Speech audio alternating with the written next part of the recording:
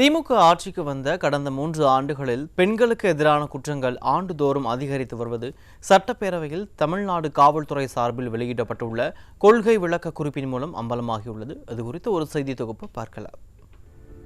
திமுக ஆட்சியில் அதிகரிக்கும் குற்றங்கள். கடந்த 3 ஆண்டுகளில் 251 ஆதாய கொலைகள், 385 கூட்டு கொள்ளைகள், 7531 வழிப்பறி சம்பவங்கள் அரங்கேறியுள்ளது.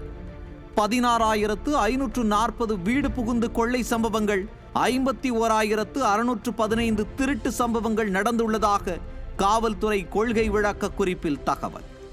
4,683 கொலைகளும், 7,646 கொலை முயற்சி, கொலை என கருத முடியாத மரணம் விளைவிக்கும் 435 குற்றங்கள் பதிவு, 79,301 அடிதடி வழக்குகள், 4,759 கலவரங்கள், 585 ஆழ்கடத்தல் சம்பவங்கள், 603 நம்பிக்கை மோசடி சம்பவங்கள் அரங்கேற்றம், 1,489 தீ வைத்தல், 17,958 மோசடி வழக்குகள், 77 கள்ளநோட்டு வழக்குகள் திமுக ஆட்சியின் 3 ஆண்டுகளில் பதிவாகியுள்ளன.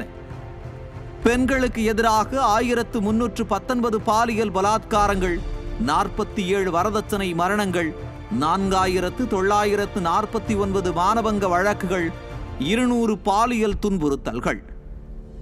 கணவன் மற்றும் உறவினர்கள் கொடுமை செய்ததாக 2,930 சம்பவங்கள், 1,006 பெண் கடத்தல் சம்பவங்கள் நடந்தது அம்பலம். கடந்த 3 ஆண்டுகளில் 5,94,557 குற்ற வழக்குகள் பதிவானதாக காவல்துறை கொள்கை விளக்க குறிப்பில் தகவல்.